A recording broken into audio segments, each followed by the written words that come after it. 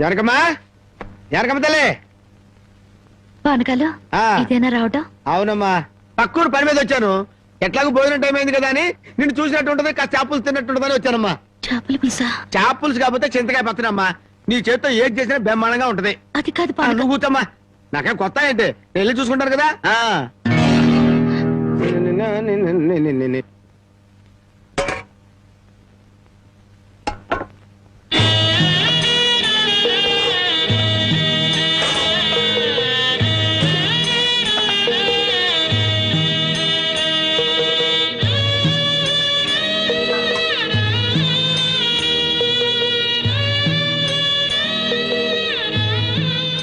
ఏమ్మా, అన్నం వండలేదా? వండటానికి ఏమీ లేదా?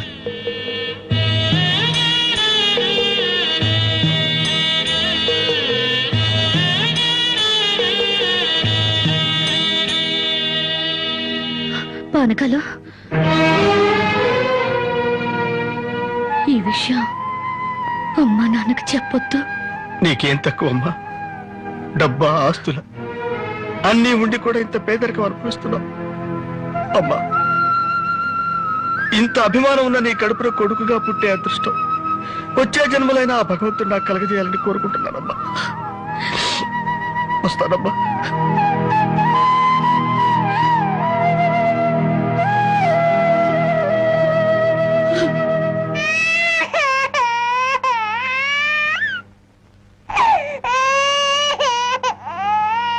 ఏడవకమ్మా, ఏడవకు.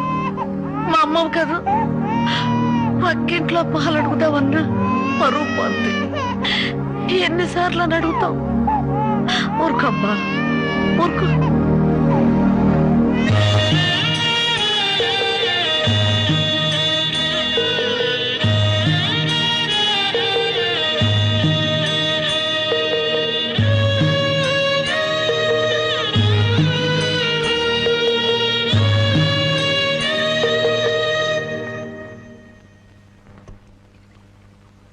ఏమిటి జనక అలా ఉన్నావు? నాకేమండి, బానే ఉన్నాను.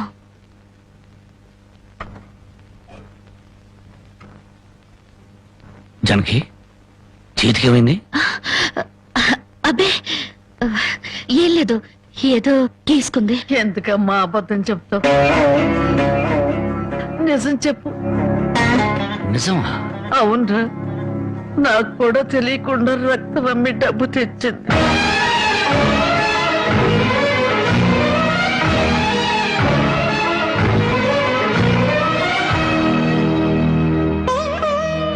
జనకి, నువ్వు రక్తం అమ్మావా? కొనేవాళ్ళుంటే మాంసం కూడా అమ్మేదిరా. ఇల్లు కడవటానికి, పొయ్యి వెలగటానికి దానికి ఇంతకన్నా మార్గమేము? నీకు సంపాదనే ఉంది. ఇదంతా కర్మరా, కర్మ.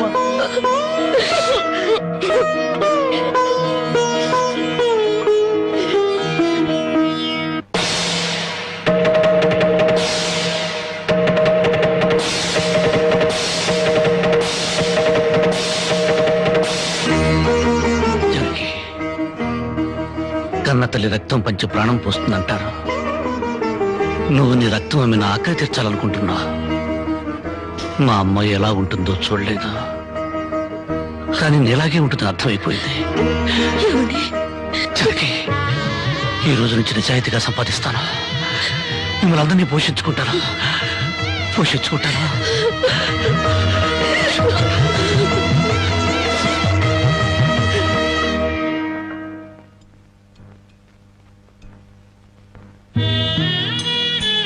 భోంచేస్తున్నారండి అయ్యా, బాగా చేయండి. అమ్మా, అయ్యగారికి పౌరుషం పెరగటానికి 4 పచ్చిమిరపకాయలు కూడా వేసి పెట్టండి అమ్మా. పరకాలు నీకన్నా పిచ్చి పట్టిందా?